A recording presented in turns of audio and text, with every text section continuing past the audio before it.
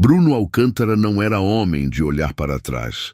Tinha aprendido isso da forma mais dura possível, anos atrás, numa tarde de chuva fina que grudava na roupa e no coração, quando assinou os papéis do divórcio sem nem levantar os olhos para a mulher que estava do outro lado da mesa.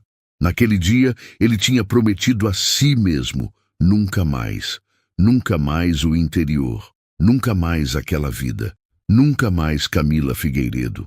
E por quase 8 anos, ele havia cumprido essa promessa com a mesma disciplina com que havia construído seu patrimônio. Tijolo por tijolo, contrato por contrato, sacrifício por sacrifício. A Alcântara Solar era hoje uma das maiores empresas de energia renovável do Centro-Oeste. 530 funcionários, presença em 11 estados, faturamento que muita gente não veria nem em 3 vidas. Bruno tinha tudo que o dinheiro podia comprar. Cobertura em Goiânia, uma fazenda modernizada no sul de Goiás, 2 carros importados, viagens ao exterior e um nome que abria portas sem precisar de cartão de visita. Mas havia uma coisa que o dinheiro não havia conseguido comprar: o silêncio dentro da cabeça dele nas madrugadas. Nesses momentos, quando o apartamento estava quieto demais e o ar-condicionado criava um zumbido monótono que não deixava o sono chegar, Bruno ficava encarando o teto e tentava entender onde exatamente aquele casamento tinha descarrilado.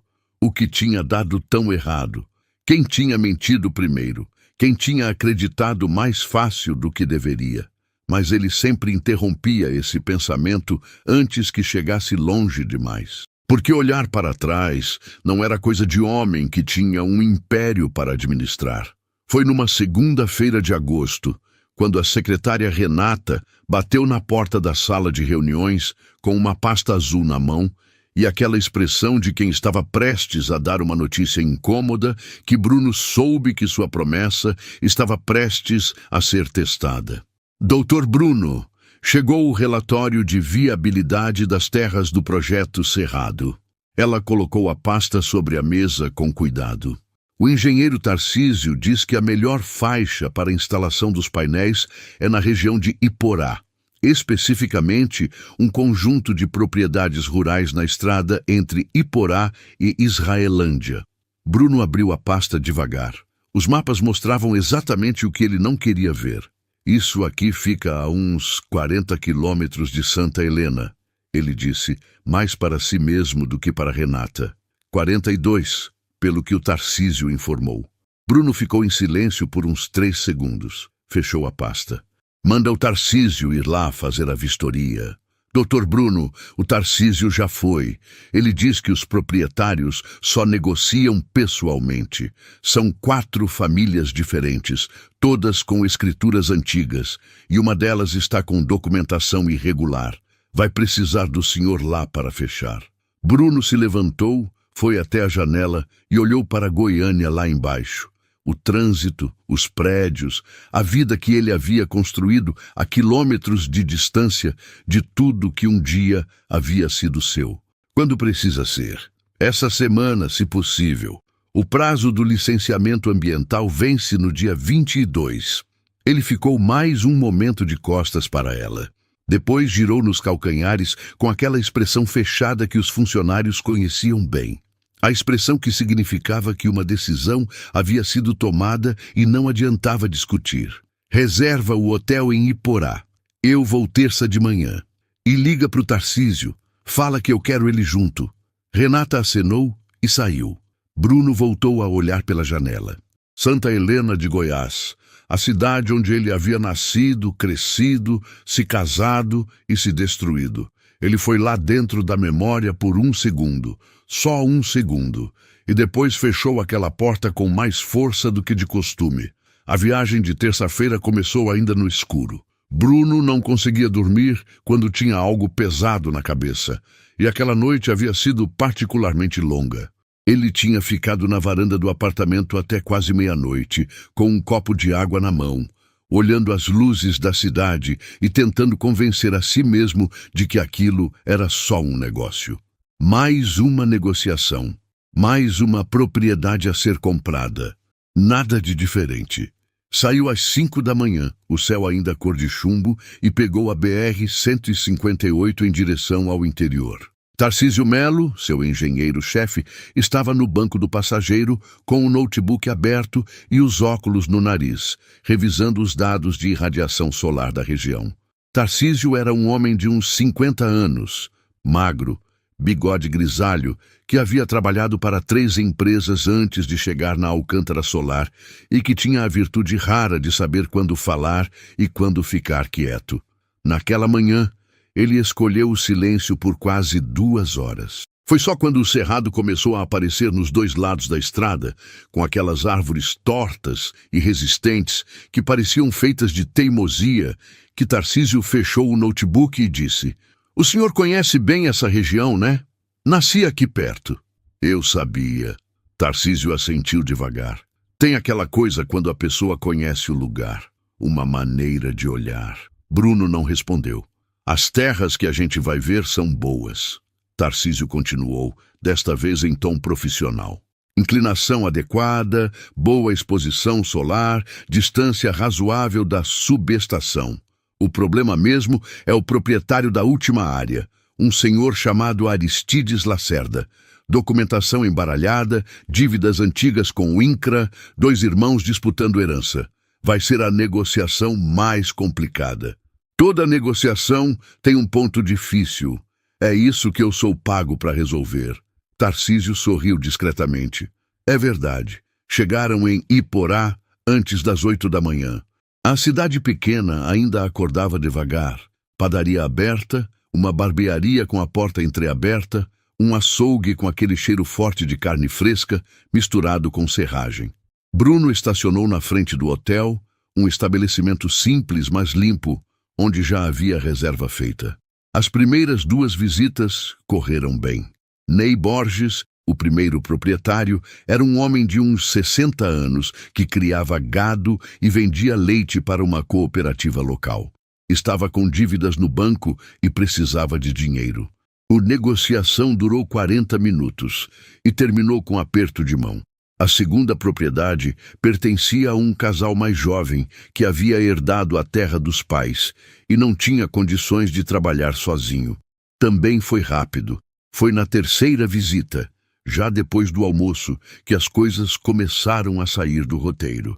Aristides Lacerda não estava em casa. A filha dele, uma moça de uns 30 anos chamada Rosângela, explicou com um ar de quem já estava acostumada a se desculpar pelo pai que ele havia ido à Israelândia resolver um problema pessoal e só voltava na quinta. "Mas eu posso marcar para o senhor se quiser. Ele é difícil de convencer, mas não é impossível." Bruno olhou para Tarcísio. Tarcísio olhou para o mapa no celular.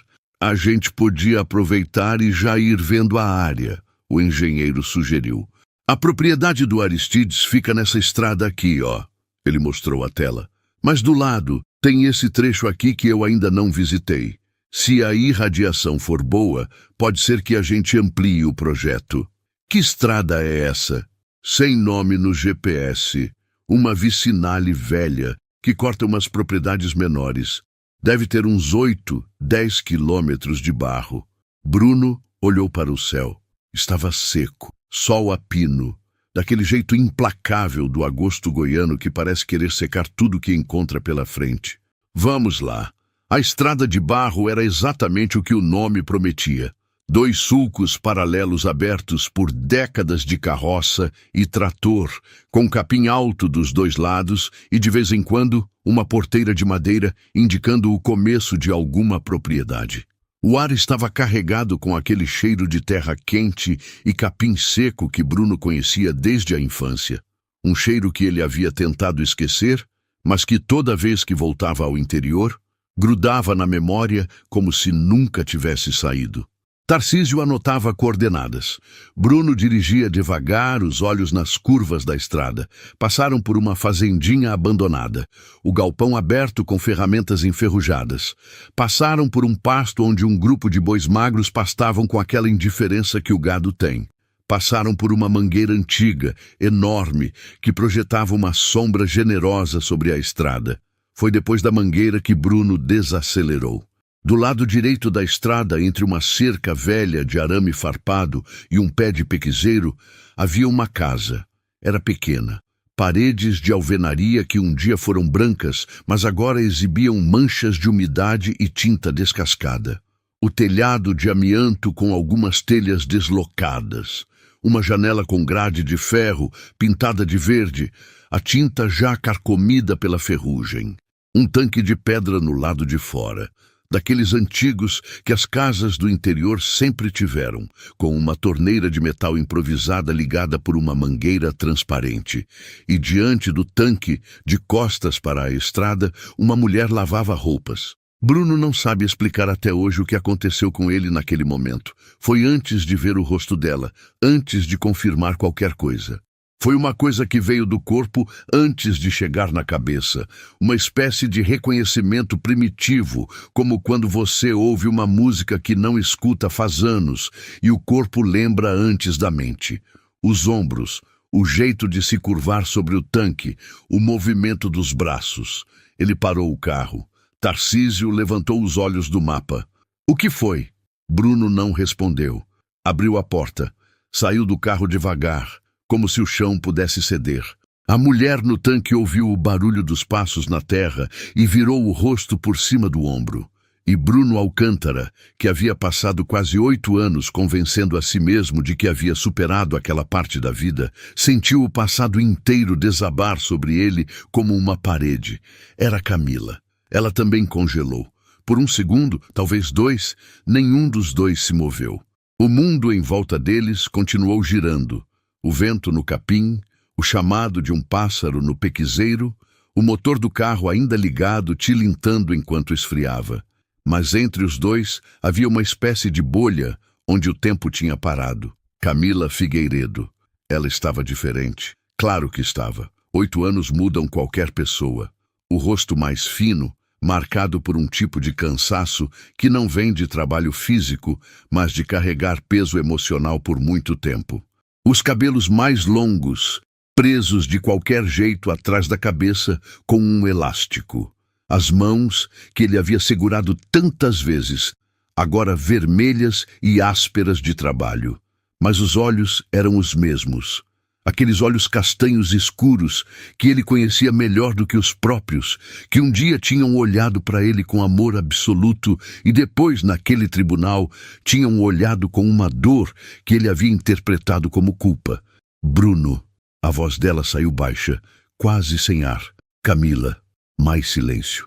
Ela se endireitou devagar, enxugou as mãos na barra da roupa e ficou de frente para ele com aquela postura que ele reconhecia.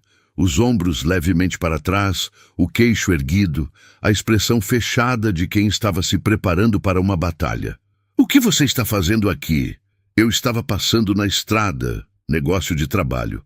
Ele olhou para a casa, para o tanque, para a cerca velha. Você mora aqui? Moro. Desde quando?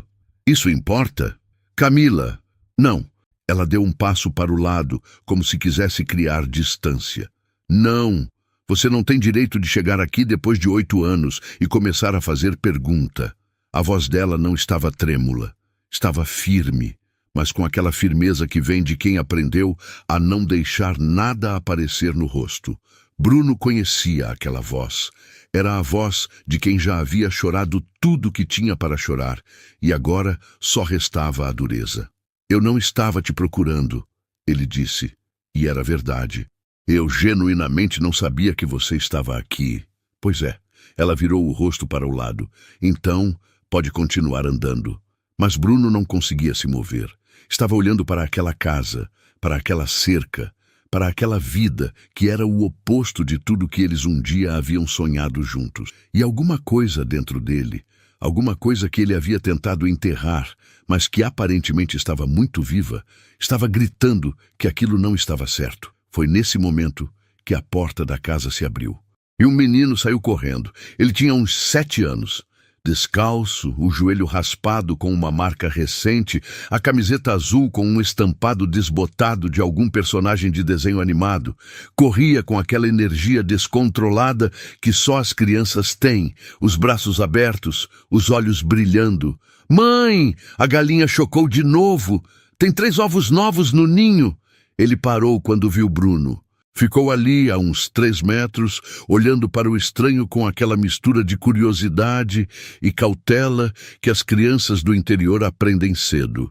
E Bruno olhou para ele. Olhou para os olhos do menino. E o mundo inteiro virou de ponta cabeça. Eram os seus olhos. Não parecidos, não semelhantes. Eram os seus olhos. Aquele castanho âmbar específico, levemente puxado nas bordas, com aquele reflexo dourado que aparecia com o sol. Os mesmos olhos da foto que a mãe de Bruno tinha pendurada na sala da casa dela, em Santa Helena. Uma foto de quando ele tinha uns 8 anos, onde ele sorria com os dentes da frente faltando. Os mesmos olhos do avô paterno de Bruno, o velho Alcântara, que havia morrido quando Bruno tinha 12 anos, mas cujo rosto ainda estava gravado na memória com uma clareza que o tempo não havia apagado. Bruno sentiu o joelho enfraquecer. Segurou na cerca para não cair. "Camila!" A voz dele saiu diferente. Baixa demais, rasgada. "Quem é esse menino?" Ela não respondeu de imediato. Ficou olhando para ele com aquela expressão fechada, mas agora havia algo diferente por baixo da armadura. Algo que parecia medo, não de Bruno, mas do momento, do inevitável. "Mãe!" O menino olhou para Camila, percebendo a tensão. "Quem é esse homem?" É um conhecido," ela disse, a voz controlada. "Vai lá dentro, Mateus. Guarda os ovos na caixa de papelão que eu já ensinei. Mas eu queria..." Mateus. O nome saiu firme, mas com aquela ternura que só mãe consegue colocar em uma palavra de ordem. O menino olhou mais uma vez para Bruno, aquele olhar longo, curioso, sem pressa, e depois virou e foi para dentro da casa. Bruno esperou a porta fechar. Então virou para Camila. "Quantos anos ele tem?" Ela cruzou os braços, olhou para o chão. 7. 7 anos. Ele repetiu as palavras devagar, como se precisasse ouvi-las em voz alta para acreditar. "Camila, olha para mim." Ela levantou os olhos. "Ele é meu filho?" O silêncio que se seguiu foi o mais pesado que Bruno Alcântara havia vivido em toda a sua existência. Mais pesado que a audiência do divórcio. Mais pesado que a noite em que o advogado tinha ligado com as provas que destruíram o casamento. Mais pesado que qualquer perda de contrato, qualquer crise financeira, qualquer madrugada de insônia. Ela disse por fim. "Mateus é seu filho. Há momentos na vida que a gente não sabe como atravessar. Não tem manual, não tem conselho que prepare. A pessoa simplesmente se vê do outro lado de uma verdade que muda tudo e precisa aprender a respirar de novo antes de conseguir pensar." Bruno ficou parado diante de Camila por um tempo que ele não conseguiu medir. Tarcísio, que havia ficado no carro, percebeu que algo estava errado. Saiu com cuidado, avaliou a situação de longe e teve a sensibilidade de ficar onde estava. Foi Bruno quem finalmente se moveu. Andou até a cerca velha e apoiou os 2 braços nela, de costas para Camila, olhando para o pasto vazio do outro lado. Ficou assim por quase 1 minuto. Quando ele virou, a expressão dele havia mudado. Não era mais o choque. Era aquela coisa que vem depois do choque, mais perigosa, mais controlada. 7 anos, Camila. Eu sei.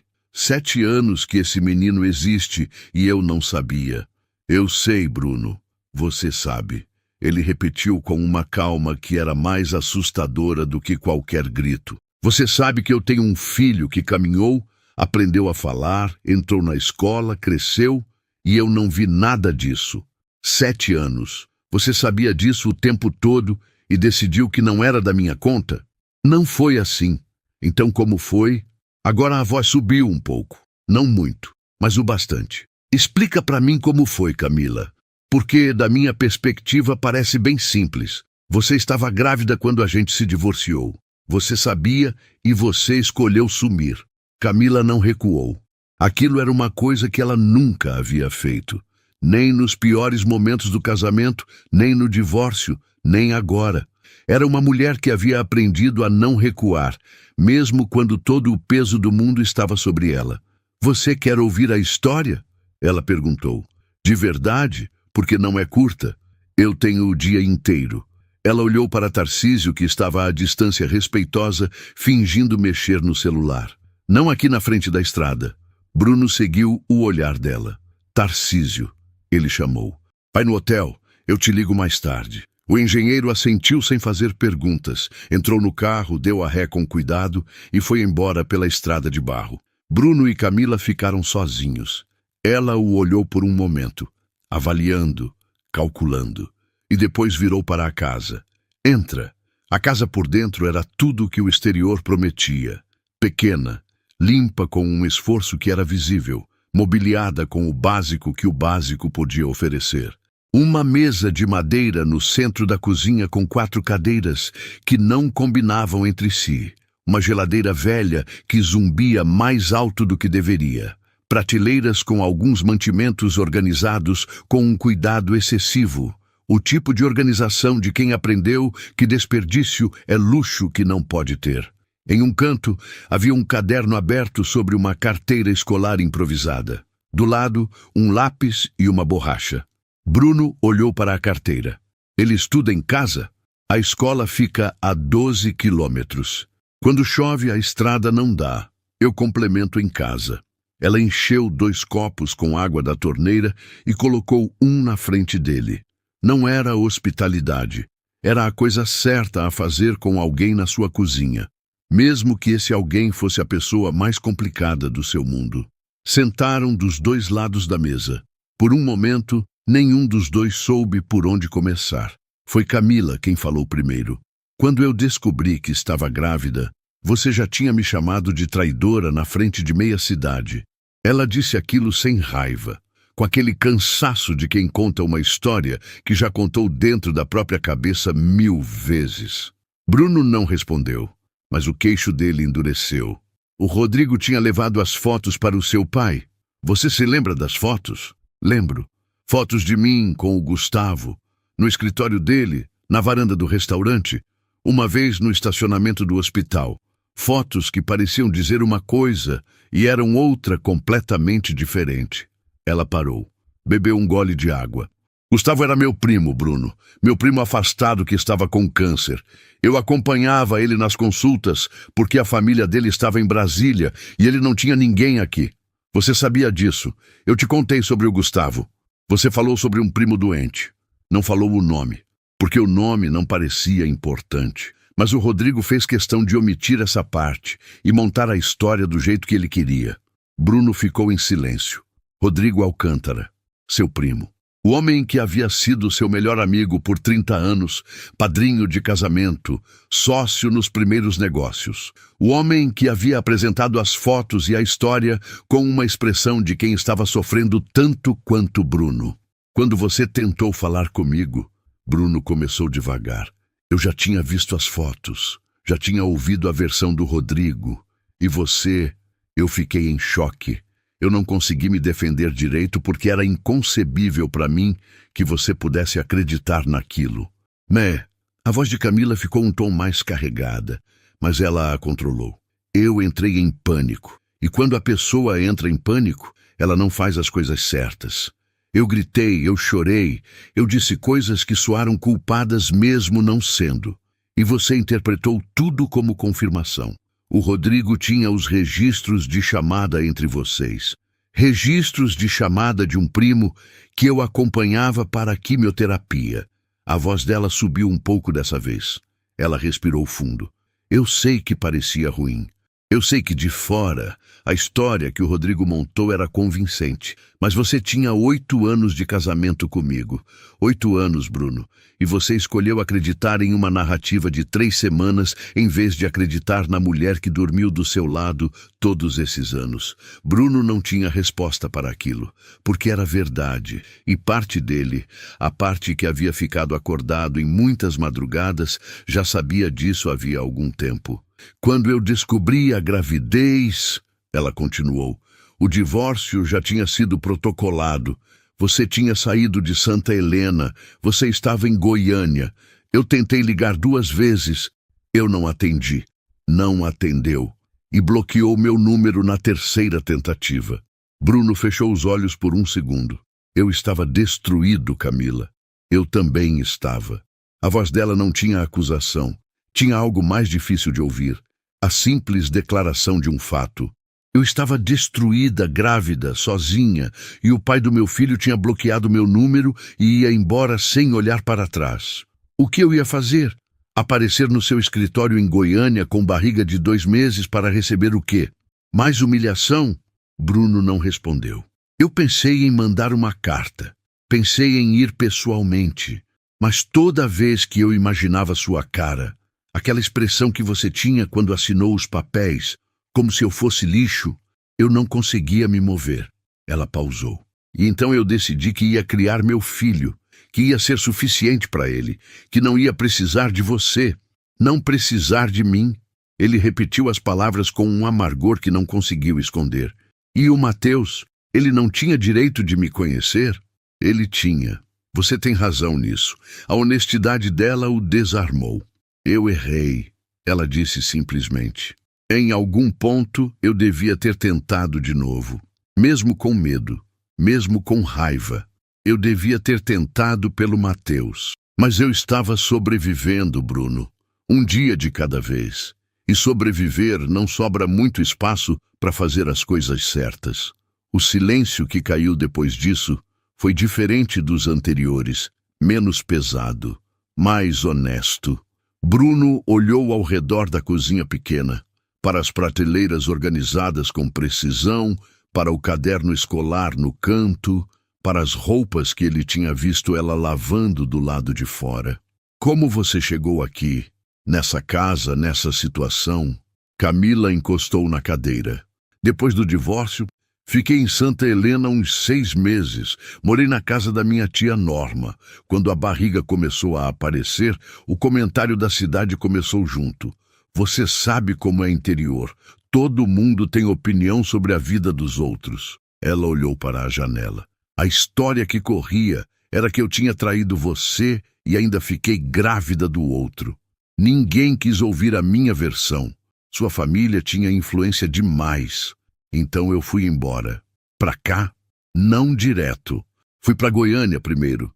Trabalhei como caixa de supermercado. Depois como auxiliar em uma farmácia. Juntei um dinheiro. Quando o Mateus nasceu, tive a Norma do meu lado por um tempo. Mas depois, ela ficou doente também e precisou de cuidados. Quando ela morreu, há 3 anos, ela deixou essa propriedade para mim.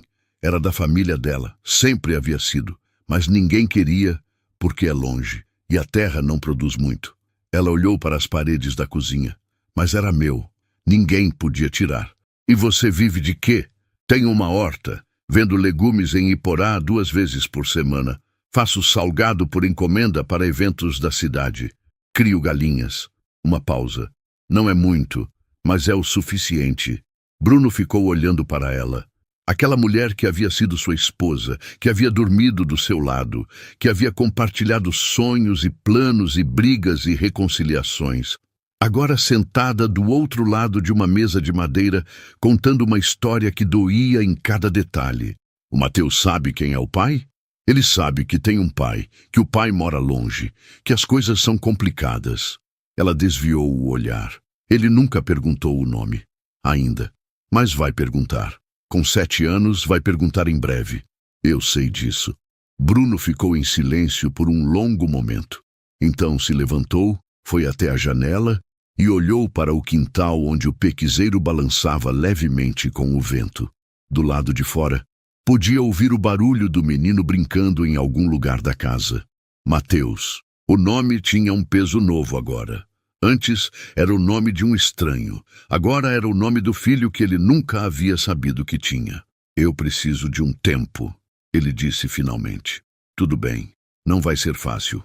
Nunca foi, ele virou para ela. Mas eu vou voltar, Camila. Isso não é uma ameaça e não é uma promessa vazia. É um fato. Tenho um filho. E isso muda tudo. Ela o olhou por um momento. E pela primeira vez, desde que ele havia chegado, a armadura dela rachou levemente.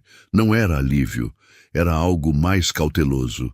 A expressão de quem havia aprendido a não acreditar em promessas, mas que, mesmo assim, ainda carregava em algum lugar fundo a esperança de que as coisas podiam ser diferentes. Tudo bem, ela disse de novo, desta vez mais baixo. Bruno foi para a porta. Parou com a mão na maçaneta. O menino gosta de futebol? Camila levou um segundo para entender a pergunta. Então, contra toda a armadura, sorriu levemente. É fanático? Pelo Goiás ou pelo Atlético? Pelo Goiás, igual ao avô dele. Bruno ficou parado por um segundo.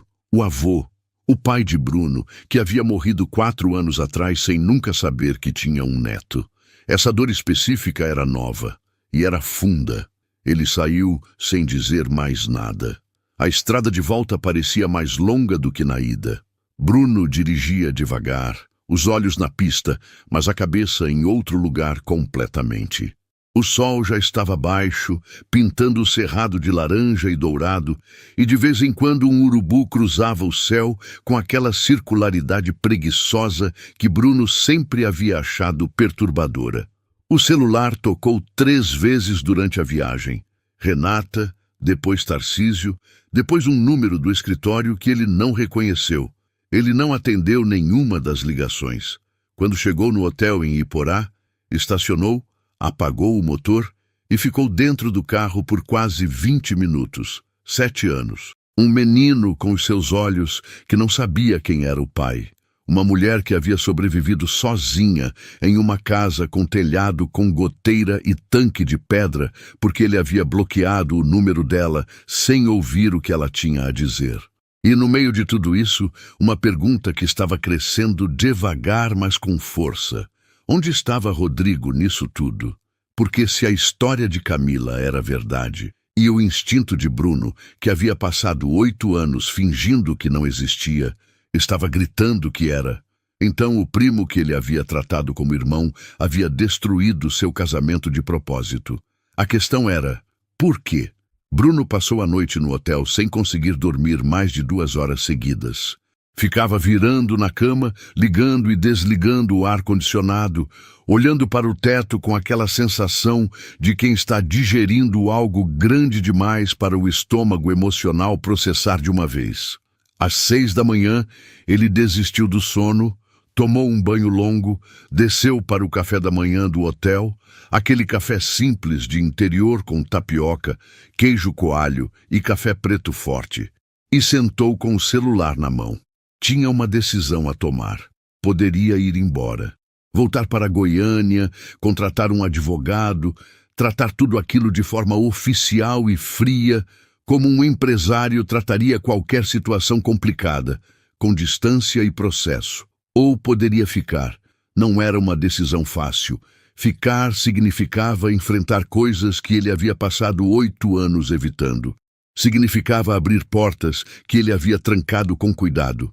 Significava olhar para o passado com olhos que já não eram os de um homem de 30 anos, destruído pelo que acreditava ser uma traição, mas os olhos de um homem de quase 40 que havia vivido o suficiente para saber que as histórias raramente têm apenas um lado. Ele ligou para Renata às 7h30.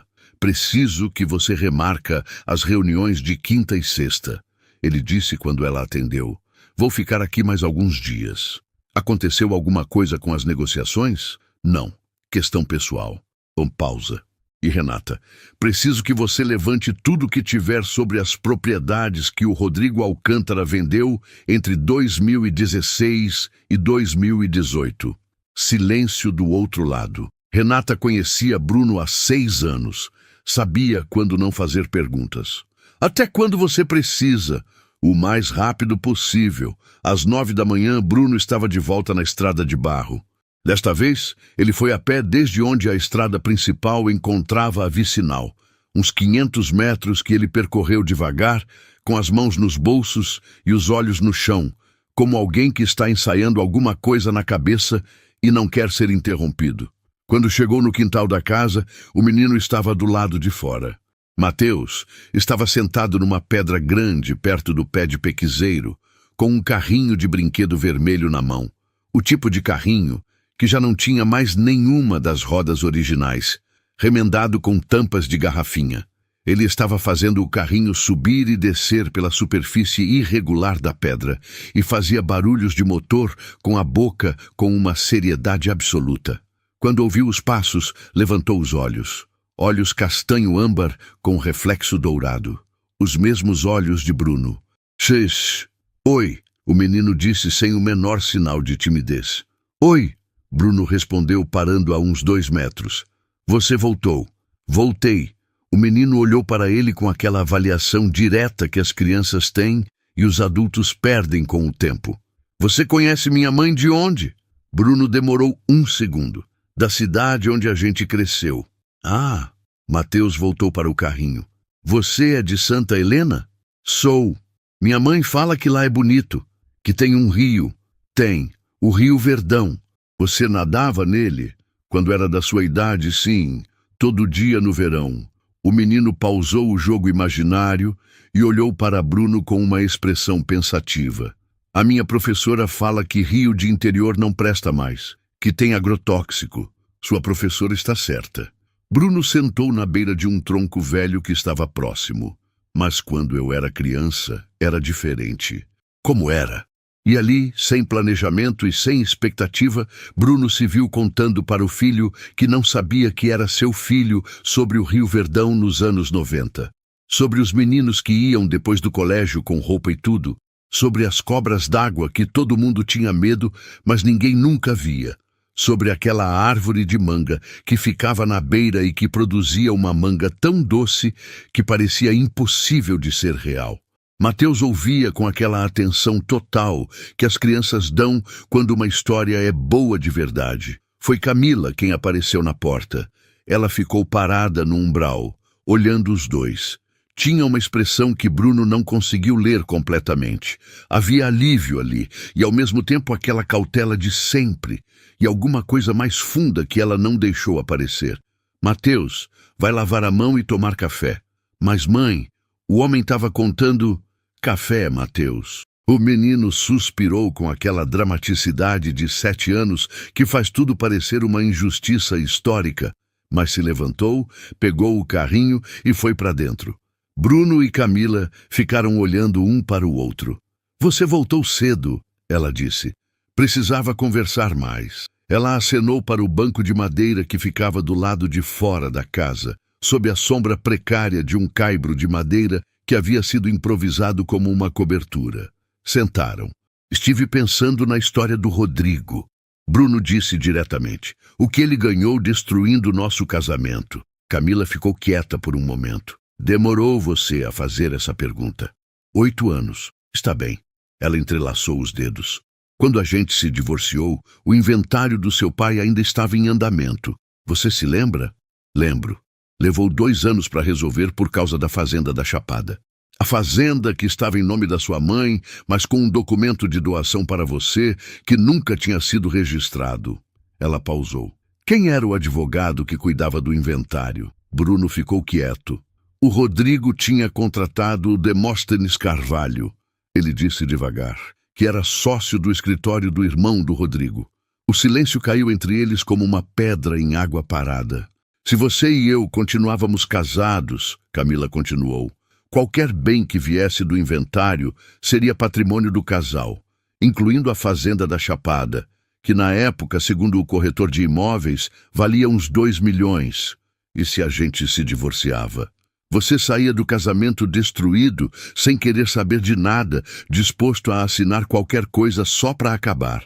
Ela olhou para as mãos. O divórcio foi feito em regime de separação total de bens, com você abrindo mão de qualquer reclamação futura sobre patrimônio compartilhado.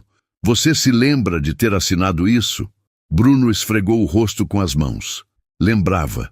Lembrava que havia assinado sem ler com atenção, porque estava com uma raiva que distorcia tudo, porque queria que acabasse logo, porque o advogado, o Demóstenes, havia dito que era padrão. A fazenda da Chapada, ele disse. que foi vendida 6 meses depois do seu divórcio. Camila olhou para ele diretamente. Por R$ 2.200.000. E o comprador era uma empresa de participações registrada em nome de 2 sócios. Um deles eu não conheço. O outro é o irmão do Rodrigo. Bruno ficou imóvel. Você sabe de tudo isso por quê? Porque quando o Mateus nasceu e eu me vi sozinha com um filho, eu precisei entender o que tinha acontecido de verdade. A voz dela era calma, mas carregada. Eu passei meses pesquisando. Gastei dinheiro que não tinha em cartório, em advogado, em acesso a documento público, porque eu precisava saber se havia sido ingênua ou se havia sido destruída de propósito. E o que você concluiu? Que fui destruída de propósito, que você foi destruído de propósito, que o nosso casamento foi sacrificado por uma herança de 2 milhões, que o Rodrigo e o irmão dele queriam e não podiam ter enquanto eu existia como sua esposa. Bruno levantou da cadeira. Não era raiva ainda. Era aquela fase anterior à raiva, quando o cérebro ainda está processando a dimensão do que está ouvindo e o corpo não sabe como reagir. Por que você não me contou isso antes? Quando você descobriu? Quando eu descobri, Bruno, você era um homem que tinha bloqueado meu número, me chamado de traidora, e estava construindo um império em Goiânia sem nenhuma vontade de ouvir o que eu tinha a dizer. Ela se levantou também. E eu era uma mulher com filho pequeno, sem dinheiro, morando em casa emprestada. O que eu ia fazer? Te mandar uma carta com provas de que seu primo te usou? Você ia acreditar? Não sei. Eu sei. Ela foi direta. Você não ia, porque naquele momento você precisava do Rodrigo. Ele era seu sócio, era seu amigo de infância, era a única coisa que tinha restado do seu mundo antigo depois que você decidiu que eu era o inimigo. Se eu aparecesse com essa história, você ia achar que era vingança minha, inveja, manipulação. Pausa. Então eu calei e guardei tudo.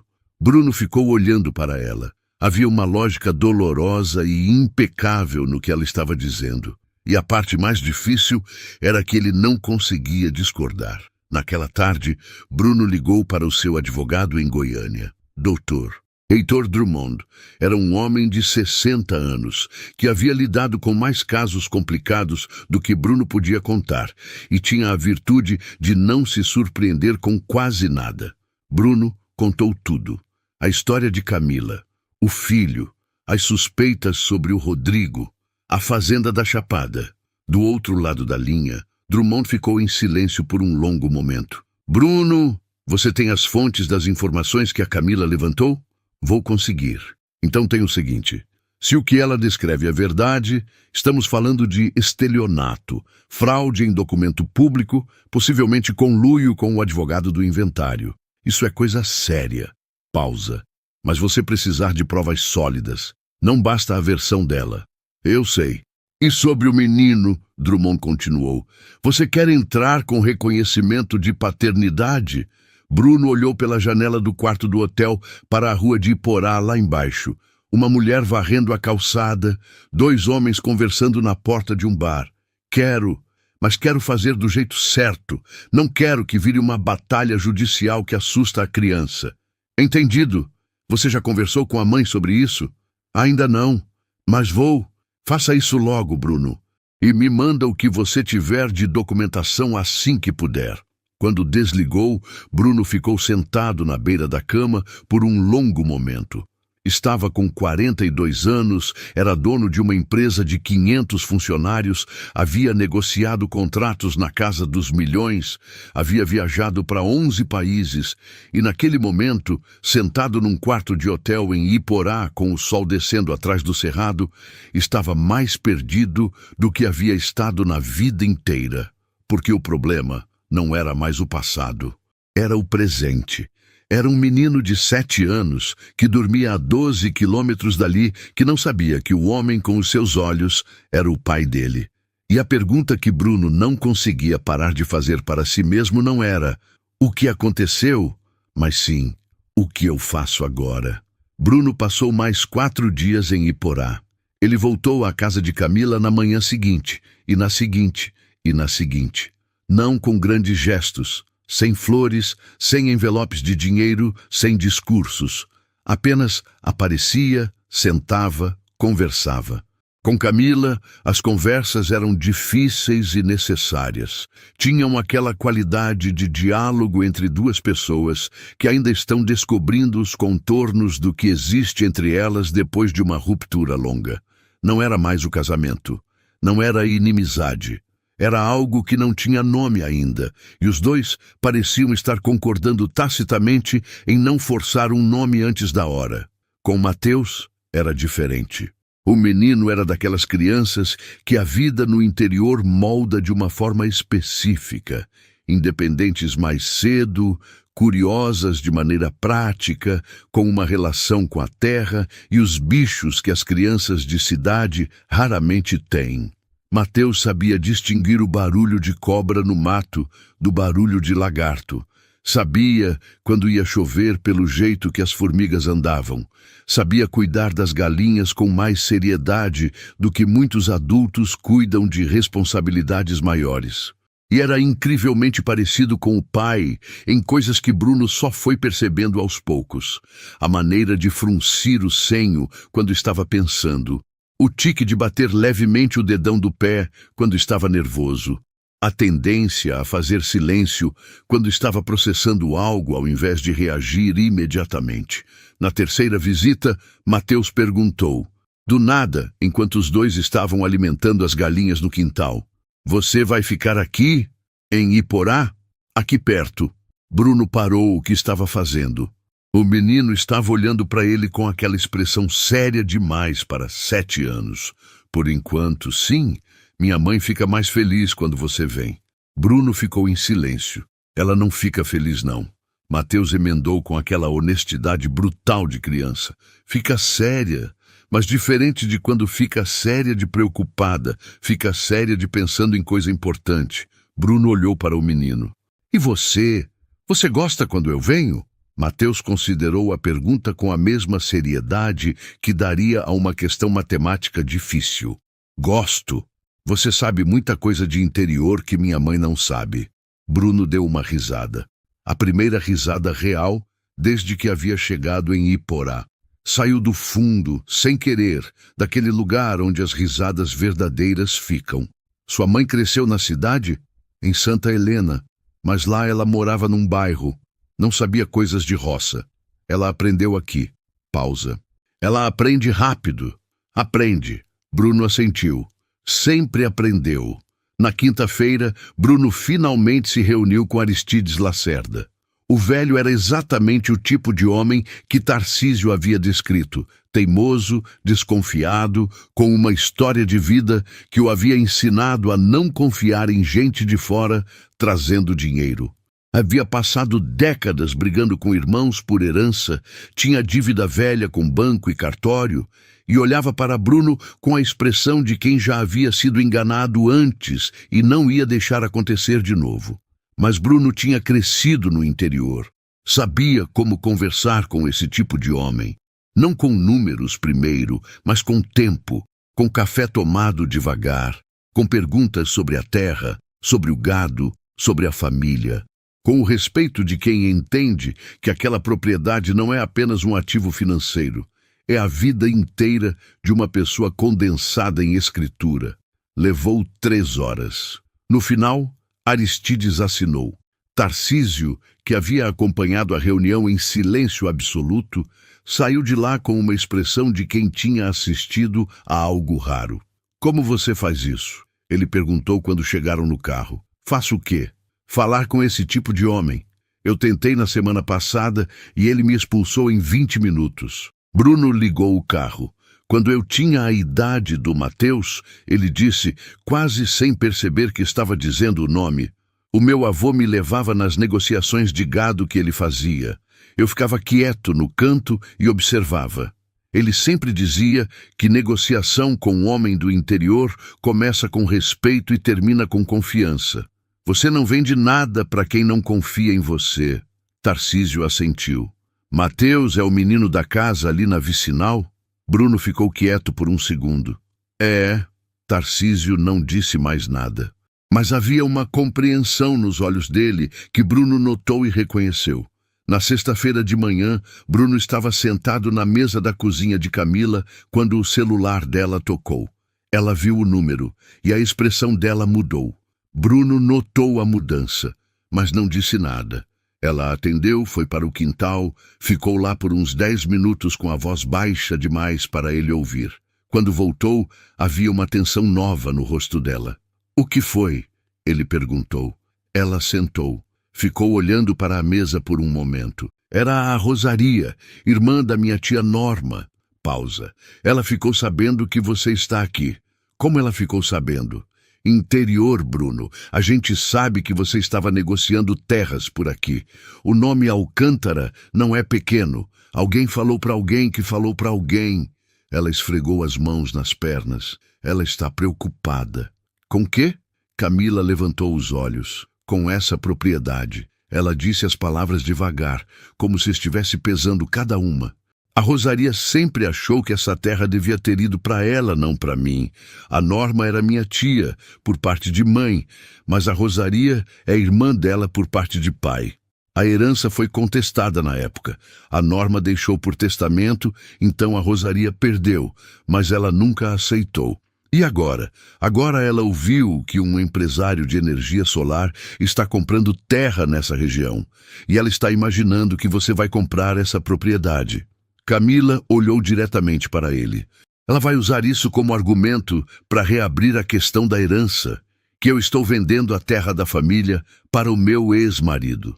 Bruno ficou quieto. "Mas você não está vendendo nada." "Não, mas a Rosaria não sabe disso. E mesmo que soubesse, ia inventar outra história." Ela suspirou. "Ela sempre foi assim. Quando não tem o que querer, inventa o que querer." "Que documentos você tem da herança?" "Todos. Testamento, escritura, tudo registrado em cartório." "Então, não tem o que ela fazer." "Legalmente não, mas ela pode complicar a vida por outros caminhos. Fofoca, pressão, criar problema com o Mateus na escola. Você não conhece essa mulher." Bruno ficou olhando para ela. "Camila, eu tenho um advogado que passa o dia resolvendo coisa mais complicada do que isso. Se a Rosaria aparecer com qualquer problema, você me liga." Ela o olhou com aquela expressão. A de sempre, a que ele estava aprendendo a ler melhor a cada dia.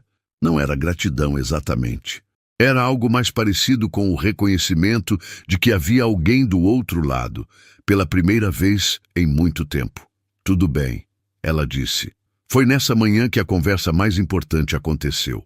Mateus havia ido para a escola, de ônibus, num dia que a estrada estava seca. Bruno e Camila estavam sozinhos. Ele tinha a xícara de café na mão e ela estava limpando a pia quando ele disse: "Eu preciso que a gente fale sobre o que acontece daqui para frente." Ela parou o que estava fazendo. "Com o Mateus? Com o Mateus. Comigo. Com tudo isso." Ela secou as mãos e se virou. "Fala. Eu quero ser reconhecido como pai dele. Oficialmente, no registro." Ele colocou a xícara na mesa. "Mas não quero fazer isso de uma forma que assuste ele ou que pareça que estou invadindo a vida de vocês. Quero que seja algo que a gente pense junto, do jeito que for melhor para ele." Camila ficou em silêncio. "E quanto a nós dois?" ele continuou. "Eu não estou aqui pedindo nada. Eu sei que tem muita coisa quebrada. Eu sei que levou tempo demais. Mas eu quero ser honesto. Quando eu estou aqui, quando eu converso com você, eu não sinto que estou com uma estranha. Sinto que estou com uma pessoa que eu errei muito, que foi injustiçada e que merece pelo menos a honestidade de que eu estou tentando entender o que sinto." Ela o encarou. "Você está me dizendo que ainda tem sentimento. Estou dizendo que não sei o que tenho, mas estou dizendo que quero descobrir." Com calma, com respeito, sem pressão. Camila ficou quieta por um bom tempo. "Bruno, eu passei 8 anos me virando sozinha. Aprendi a não precisar de ninguém. Aprendi a não contar com promessa de homem. Eu sei, não sei se consigo voltar atrás disso. Não estou pedindo para voltar atrás. Estou pedindo para caminhar para frente." Ela virou o rosto, olhou pela janela para o quintal. "Precisamos falar para o Mateus, antes de qualquer coisa. Eu sei, e quero que seja você a decidir quando e como. Porque você o conhece melhor do que ninguém, porque você é a mãe dele e porque você passou 8 anos tomando decisão sozinha por ele e essa aqui vai ser a última decisão que você toma sozinha sobre ele, porque daqui para frente eu quero estar junto. O silêncio que ela fez depois disso foi diferente de todos os anteriores. Havia algo nela que se moveu, algo pequeno, mas real. Ela assentiu uma vez, devagar. Deixa eu pensar em como fazer isso. Mas pode levar o tempo que precisar. Naquela noite, Bruno estava de volta no hotel quando o celular tocou. Era Renata, com o relatório que ele havia pedido. Sentou-se na cadeira do quarto, abriu o e-mail e passou 1 hora lendo. O que estava ali era mais do que ele havia esperado e pior do que havia temido. Entre 2016 e 2018, Rodrigo Alcântara havia vendido 6 propriedades rurais em nome da família Alcântara, incluindo a Fazenda da Chapada. Todas as vendas haviam sido feitas para empresas diferentes, mas um rastreamento de CNPJ mostrava que 3 delas tinham sócios em comum: o irmão de Rodrigo, Fabrício, e um homem chamado Celestino Marques, que era contador de confiança do velho Alcântara havia décadas.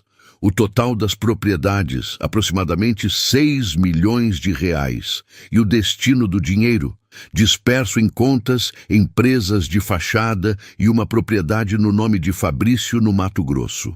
Rodrigo havia usado o divórcio de Bruno como janela de oportunidade. Com o primo destruído emocionalmente, partindo para Goiânia de mala e amargura, sem querer saber de nada relacionado ao passado, havia sido simples conduzir o inventário do jeito que queria, vender o que queria e ficar com o que queria.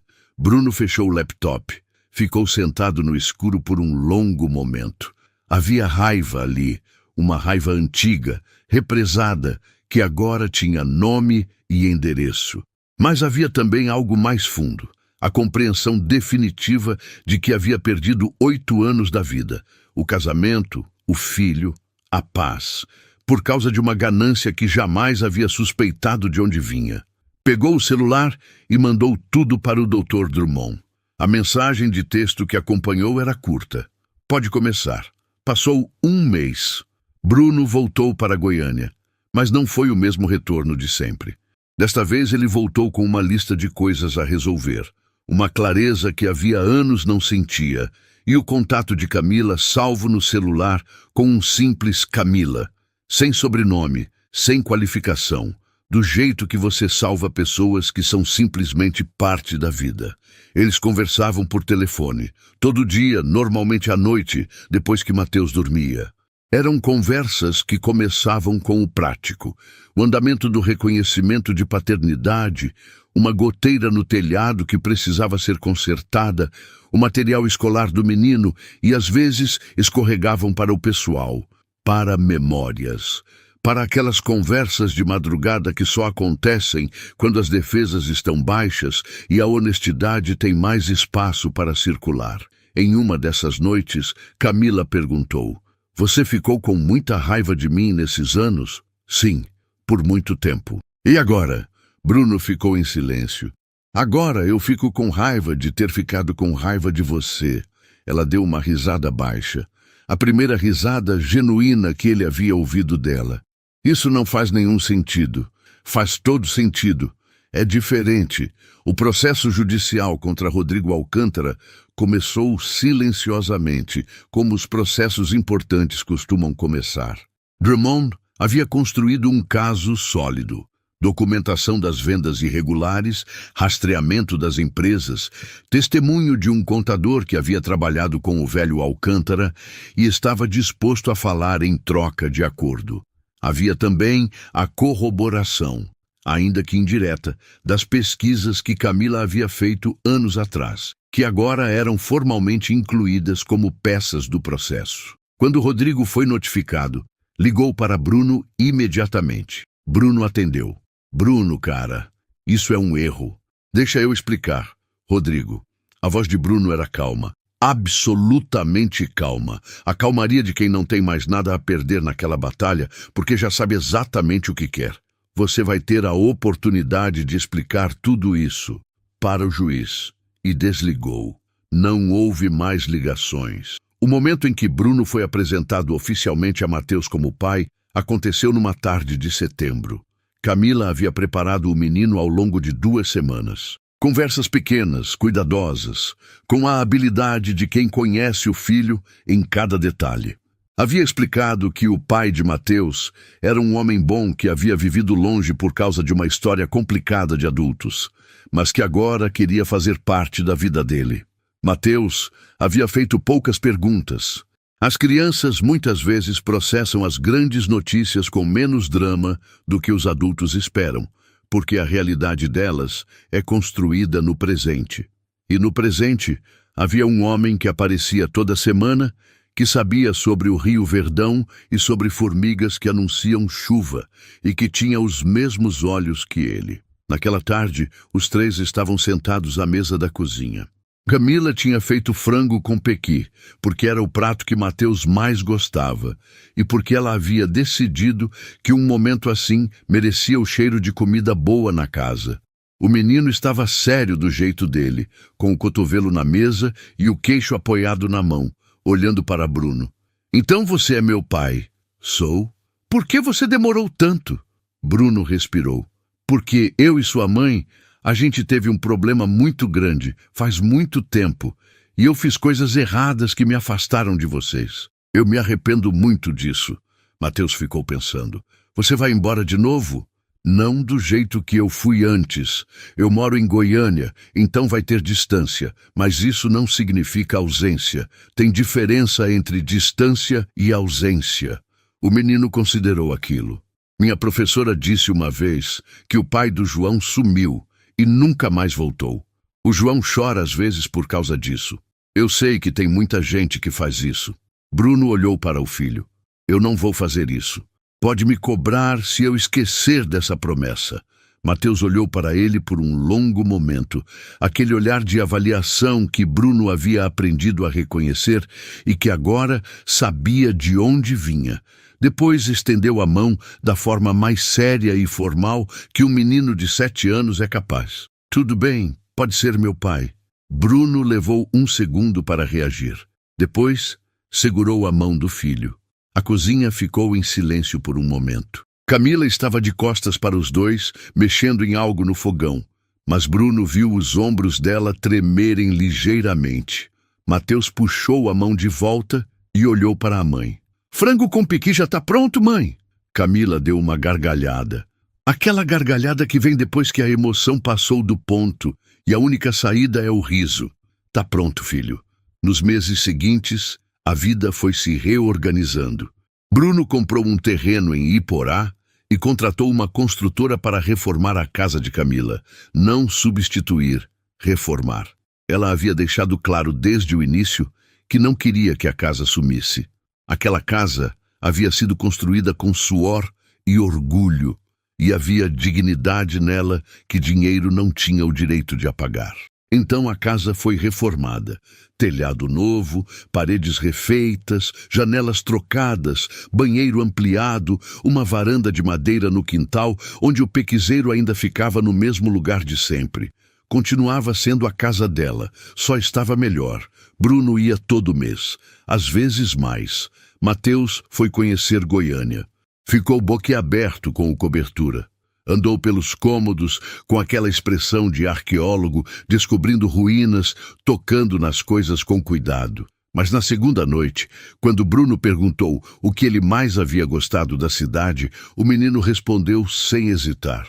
A padaria perto do hotel. O pão de queijo era grande que nem cabia na boca. Bruno ficou rindo daquilo por dias. O processo contra Rodrigo levou quase 1 ano para ser concluído. Ao final, com a documentação que Drummond havia reunido e o testemunho do contador Celestino, que havia chegado ao escritório com pastas de documentos e uma expressão de quem estava há anos com aquilo pesando na consciência, Rodrigo foi condenado por estelionato e fraude em processo sucessório. A sentença incluía restituição, não de tudo, O dinheiro havia sido movimentado de forma que recuperar tudo era impossível, mas de uma parte significativa. Bruno não ficou esperando esse dinheiro para construir nada. O projeto Cerrado foi aprovado, a usina solar entrou em funcionamento e a Alcântara Solar fechou o ano com o melhor resultado da história da empresa. Mas Bruno havia mudado a forma de medir o que era um bom resultado. Numa tarde de outubro, quase 2 anos depois do dia em que havia parado o carro numa estrada de barro e visto uma mulher lavando roupa num tanque improvisado, Bruno estava sentado na varanda nova da casa de Camila. Mateus havia crescido 1,5 palmos e estava no quintal chutando uma bola contra a parede do galinheiro com uma determinação que era ao mesmo tempo engraçada e emocionante. Camila estava ao lado de Bruno, os dois na cadeira de balanço que ela havia comprado na feira de Iporá e que ficava perfeitamente encaixada no espaço da varanda. Não havia nada de extraordinário naquele momento. O sol estava descendo atrás do cerrado. O pequizeiro balançava. As galinhas faziam aquele barulho de galinha que é o som mais de interior que existe. Bruno olhou para Camila. Ela estava olhando para Mateus com aquela expressão que ele havia aprendido a reconhecer. Aquela mistura de amor e vigilância que é a expressão permanente de mãe. Camila, ela virou. Você já pensou que a gente perdeu 8 anos? Ela ficou em silêncio por um momento. Penso nisso todo dia. Eu também. Ele fez uma pausa. E fui chegando na conclusão de que a gente podia gastar o resto da vida lamentando esses 8 anos. Ou podia usar o tempo que sobra de um jeito diferente. Ela o olhou. Que jeito é esse? Bruno não respondeu de imediato. Olhou para Mateus no quintal, para o pequizeiro, para a varanda que havia sido construída onde antes não havia nada, para a mulher ao seu lado que havia sobrevivido ao que poucos sobreviveriam e saído do outro lado com a espinha reta. Ainda não sei exatamente, ele disse. Mas sei que quero descobrir junto com você. Camila ficou olhando para ele por um longo momento. E então, com aquele cuidado de quem estava aprendendo de novo a deixar uma coisa boa acontecer, ela encostou levemente o ombro no ombro dele. Não era declaração, não era promessa. Era a coisa mais simples e mais honesta que existia. 2 pessoas que haviam passado pelo mesmo vendaval, sentadas no mesmo lugar, olhando para o mesmo horizonte. Do quintal, a voz de Mateus cortou o silêncio. Pai, olha aqui! Ele chutou a bola com força e ela quicou na parede e voltou certinha para o pé dele. Aprendi. Bruno levantou da cadeira. Não pode ser que aprende só com parede, ele disse, indo para o quintal com um sorriso que não estava mais tentando esconder.